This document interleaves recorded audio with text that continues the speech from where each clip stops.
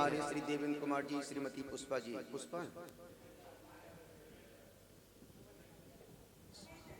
स्नेहलता जी, जब हम लोग पैठन महाराष्ट्र में थे और पहली बार 100 साल में पैठन की प्रतिष्ठा होने वाली थी, जो कि प्रतिमा पर वज्रलेप करवाया था। प्रतिमा झर रही थी, कुछ चींटियों के कारण से वो अंदर से रेत बाहर निकल रही थी। पूरे महाराष्ट्र के लोग बहुत जगह बोलते कि यहाँ भी रेत की बनी है, लेकिन ओरिजिनल रेत की प्रतिमा देखना है तो एक ही प्रतिमा है पैठन महाराष्ट्र में। अनेक लोग दावा, चूंकि अपने आप प्रतिस्पर्धा बहुत है, यदि वो अच्छा है तो अच्छा क्यों है और वो खराब है तो खराब क्यों है, और उस कारण से लोग इस प्रतिस्पर्धा में और आपस में ही प्रतिस्पर्धा है। हमारी प्रतिस्पर्धा दूसरे कौम से नहीं है, हमारी प्रतिस्पर्धा अपनी कौम में ही अपने लोगों के द्वारा ही अपने लोगों की टांग खींची जा रही है। और यही कारण है कि जैन धर्म का पिछड़ने का जरिया। और जिस दिन जैन समाज इस चीज को समझ लेगी, अब जैसे अभी जो कांड हुआ था पास के क्षेत्र में, एक संत एक मुनिराज का जो मर्डर हुआ है, उसमें भी अपने दिगंबर जैन, आप देखो, मुझे तो पता नहीं, मैं कल सुन रहा था गणेश भैया के उस मोबाइल में, अपने लोग ही टिप्पणी में उसमें ऐसी ऐसी टिप्पणी मार रहे, उनने ऐसा किया था, वो ब्याज पे चलाते, दुनिया भर की बातें। अपने लोग ही अपनों को नीचे पटक रहे हैं। और मैं हमेशा बोलता हूँ, दिगंबर जैन समाज और साधु के दुश्मन न श्वेतंबर है, न हिंदू है, न मुसलमान है, न सिख, न ईसाई, न कोई नहीं है। अपने दिगंबर जैन सबसे बड़ी कमजोरी है, सबसे बड़ी बुरी आदत है, सबसे गंदी आदत। हमारे दिगंबर जैन साधु समाज के दुश्मन ना हिंदू है, ना मुसलमान है, ना श्वेतंबर समाज है। सिर्फ हमारे अपने दिगंबर जैन साधु संत ही दिगंबर समाज के दुश्मन है। एक दूसरे को टिप्पणी मरवाते, वो ऐसा था, वो ऐसा, तो उसने ऐसा किया, वैसा किया। अरे पागल, तुम क्या कर रहे हो? और जो अधिकांश लाइव आते हैं उनके ही वक्तव्यों में छोटी छोटी हल्की बातें निकलती हैं। अब जैन समाज किस दिशा में जाए, किसको हम सत्य माने, सत्य है क्या? और केंद्र सरकार किसकी बात पर डिसीजन दे कि गलत क्या है, सही क्या है? तो निवेदन कर रहा हूं कि जितने जो साधु संत सब जो जिस पंथ को जी रहे हैं, सब अपने अपने पंथ की बातें अपने मुख से फॉलो करें और उसको जारी करें। किसी को दूसरे के घर की खिड़की में झांकने का, चौकीदार का काम क्या है? रात में पहरेदारी देना है। चौकीदार का काम क्या है? रात में पहर जागते रहो, बस उसका काम बोलने का है। उसका काम घर की खिड़की में झांक के देखने का नहीं है। साधु समाज का काम समाज को दिशा देने का, दिशा भ्रमित करने का नहीं है। और जितना आज का समाज दिशा विहीन हो रहा है, साधु संतों के कारणों से ही दिशा विहीन हो रहा है। इसमें समाज का कोई रोल नहीं है, साधु संतों का ही रोल है। एक कुछ बोलता है, दूसरा कुछ बोलता है, एक कुछ बात परोसता है, दूसरा कुछ बात परोस देता है। उससे क्या हो रहा है? अब समाज में ग्रुप बन गए हैं, एक उनके पंथ, एक उनके भक्त, एक उनका वो। और पूरे दिगंबर जैन समाज जितनी गंदगी है, इतनी मैं सोचता हूँ किसी दूसरे कौम में गंदगी नहीं होगी। और वो गंदगी कौन फैला रहा है? हमारे अपने साधु संत ही, जो 24 घंटे live, YouTube live, Facebook live, channel में लाइव, वही उनकी बातों से पूरा समाज आज भ्रमित हो रहा है। निवेदन कर रहा हूं, अपने लोटे का पानी छान के पियो, दूसरों के लोटे में झांक के देखने की कोई आवश्यकता नहीं है। निवेदन कर रहा था, पैठन महाराष्ट्र में रेत की प्रतिमा, रेत से बनी प्रतिमा, और वाकई में पूरे देश की इकलौती पैठन की प्रतिमा है, जिसको हमने देखा है, जिया है, जाना है, समझा है। लोग दावा भरते कि वहां भी रेत की, कोई रेत खेत की नहीं है, लोग बोलते हैं, लेकिन जो रेत निकल, तो हमने कहा बिलास जी पहाड़ी, महावीर जी, हमने कहा इस प्रतिमा की लाइफ खत्म हो रही है, इसमें वज्रलेप फिर से करवाओ। मीटिंग किया, और ये सत्य है कि पैठन में हम जो बोल दें वो उनके लिए पत्थर की लकीर भगवान की आज्ञा होती है। उस पर ना कोई तर्क, ना कोई विमर्श, ना कोई आर्गुमेंट, कुछ नहीं, बस यही समर्पण है। और संत भी जो बोलेगा उनके हित, उनके संवर्धन में ही बोलेगा। हमने कहा यार बिलास बाबू, इस प्रतिमा को फिर से एक बार होना चाहिए। तुरंत उसी दिन बोले, गुरुदेव आपने जो बोल दिया, पत्थर की लकीर। कौन से सन में हुई थी प्रतिष्ठा वो देवना बुक? 2013 में, जब महाराज साहब की दीक्षा हुई थी। और उसी समय हम लोग वहां पहुंच के चतुर्मास के बाद ही गए थे उदयपुर। चतुर्मास के बाद नहीं, चतुर्मास के बाद अहमदाबाद जब गए थे तब। हाँ हाँ, तो मोट 2013-14 की बात है। अब सोचो आप, वो महोत्सव किया और सिर्फ एक ही मैसेज करवाया। अब सोचो इतने हजारों भक्त थे, हजारों भक्त थे, और उन पैठन के लिए कोई भी व्यक्ति कुछ भी करने को तत्पर तैयार रहता है। एक ही फोन हमने किया, इतना अच्छा परिवार, इतना शुद्ध सात्विक भगवान की माता पिता बनने वाले दूसरे पात्र कहीं नहीं मिलेंगे। एक ही मैसेज करा दीपेश को, हम दीपेश भाई अपने मम्मी पापा को बोलना कि उनको भगवान मुनि सुब्रत नाथ की पुनः प्रतिष्ठा हो रहे कर रहे हैं, उसका उनको माता पिता बनना। इन पूरे समाज में मिठाई बंटवा दी, शाम को बुलवा दी। गुरुदेव ने वहां से हमको फोन करवा, इतने सारे भक्त होने के बाद उन्होंने हमको याद किया। इससे बड़ा सौभाग्य दूसरा कोई हो ही नहीं सकता। और सोचो वहां के पैठन के भगवान, प्रतिष्ठा के भगवान के माता पिता बनने का इनको सौभाग्य मिला। लाखों लोग थे, कुछ भी करने को तैयार थे, पर नहीं, दाने दाने पे लिखा है खाने वाले का नाम। सीका टूटा रे बिल्ली के भाग्य से सीका टूटा रे। तो नहीं बताओ, पैठन एक ऐसा क्षेत्र है पूरे देश का इकलौता। आप किसी भी क्षेत्र में जाओ, वहां के 2-4 पगली पगलियां रसीद बुक लेके बैठे होंगे। ये यात्रियों की तलाश में, कौन यात्री कैसा आया, तरन भैया ये मंदिर का काम चल रहा है, दान राशि लिखाओ, यहाँ चतुर्मास हो रहा है, आहार दान का पैसा। भिखारियों जैसे भीख मांगते और व्यवस्था जीरो करके देते हैं। उनको व्यवस्था से कोई मतलब, उनको सिर्फ पैसा इकट्ठा करने से मतलब है। लेकिन पैठन इकलौता समाज है जहाँ किसी यात्री से कोई एक पैसा चंदा चिट्ठा की बात नहीं करते।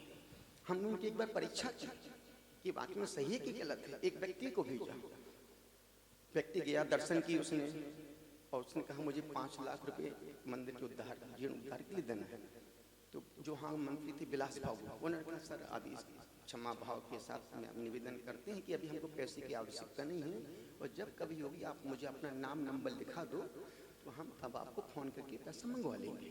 पर अभी हमको कोई, सोचो लोग सामने से पैसा दे रहे हैं, वो मना कर रहे हैं कि नहीं पैसा नहीं चाहिए। अन्यथा ऐसा कौन करता है? कौन करता है? हम बोलते ना कि हमेशा बोलते हैं कि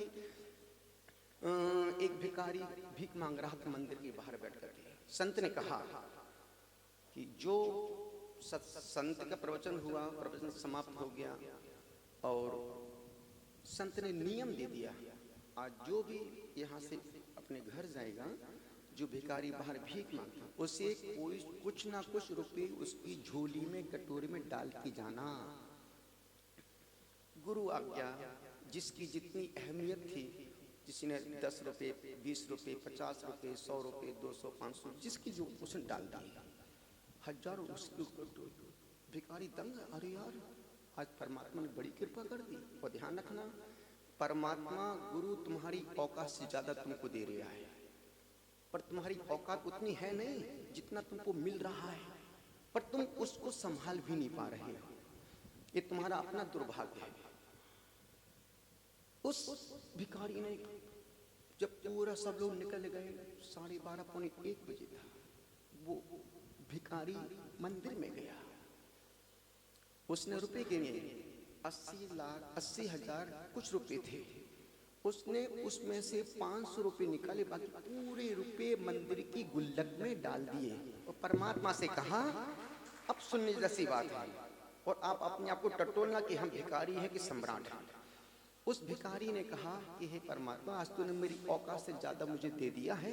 मेरी औकात इतनी नहीं थी जितना तूने दे दी। मेरी औकात तो 500 रुपए की थी, 500 मैंने बचा लिया, बाकी पूरा रुपये मंदिर की गुल्लक में डाल दिया। और तुम होते तो शिकायत करते हैं भगवान कुछ भी नहीं मिल रहा है, मेरी किस्मत फूट गई, मेरे तो भाग्य फूट गए। तुमने हमेशा किस्मत को दिन में 50 बार फोड़ा है और अपने भाग्य को कोसा है, पर अपने नेचर, अपने व्यवहार को तुमने कभी सुधारा नहीं है। निवेदन कर रहा हूं, सोचो तो पैठन की कमेटी, पैठन की समाज कभी किसी यात्री के पीछे रसीद बंडल लेके नहीं भागती। आपका अभी इतने सारे क्षेत्र यहाँ पर, तुम जिस क्षेत्र पर जाओगे तुरंत ब्रह्मचारी पीछे जो ब्रह्मचारी भैया जी यहाँ बहुत काम चल रहा है, चतुर्मास में कुछ आहार की दान राशि लिखा दो। भिखारियों से भीख मांगते हैं, निवेदन कर रहा हूं, साधु संतों का हर भीख मांग के नहीं कराया जाता है। साधु संत खुद सम्राट की तरह, हमने यहाँ बोल रखा, हमने को कोई भी आहार दान की रसीद नहीं काटेगा, एक पैसा आहार दान। क्यों? हम भिखारी नहीं है जो तुम भीख मांग मांग के हम लोग को आहार कराओ, नहीं।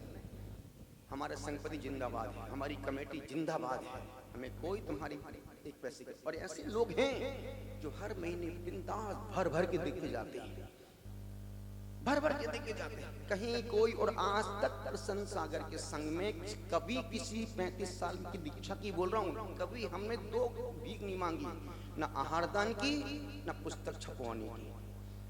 जिनको संकेत देते हैं वो भर भर के और डायरेक्ट पैसा। भैया मुझे पता है जब हम पैदा हुए तो बुद्धू पैदा हुए थे, 5वीं क्लास में 3 भूषण, 5वीं क्लास में 3 साल फेल हो गए, एडमिशन नहीं हो रहा था हमारा। पिताजी बोलते थे भगवान कहाँ से बुद्धू को पैदा कर दिया, नहीं होता तो अच्छा बच्चा नहीं पढ़ता तो माँ बाप कोसते हैं, बच्चा ज्यादा पढ़ लिख जाते हैं, भगवान शादी नहीं हो रही, बताओ कहाँ से लड़की लेके आए, हमेशा दोनों तरफ से रोते हैं। तो जब बुद्धू, तो हमने जिंदगी में संकल्प कभी हम ज्ञान दान का 1 पैसा ना रखेंगे, ना भीख मांगेंगे। जो किताब छप जहाँ चीज अपना भैया ये पैसा कहीं का वहीं दे देना, कोई आवश्यक। आहार दान में बहुत लोग आते हैं महाराज। अभी रास्ते में हम लोग रायपुर पहुंचे, वहाँ की श्री विमल नहीं कोयला वाले विनोद जी बरसात रायपुर वाले गुरु जी, ये 2 और उन्होंने हमसे पूछा नहीं, दिगंबर को दे दिए 2 लाख रुपए। रायपुर वाले विनोद जी ने, सुमित जी बोलते महाराज श्री, उन्होंने दिगंबर 2 लाख दे दिए हैं आहार दान। पागल, मना कर वापस करके आओ।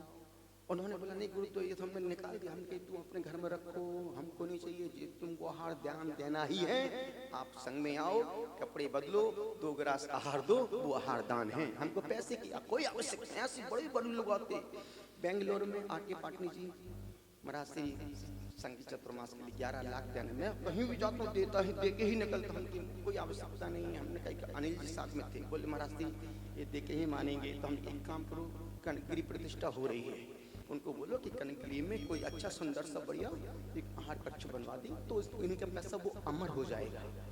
तो कहने का मतलब है बड़े बड़े धुरंधर लोग आते, लेकिन पैसे की भूख इस संघ में है ही नहीं।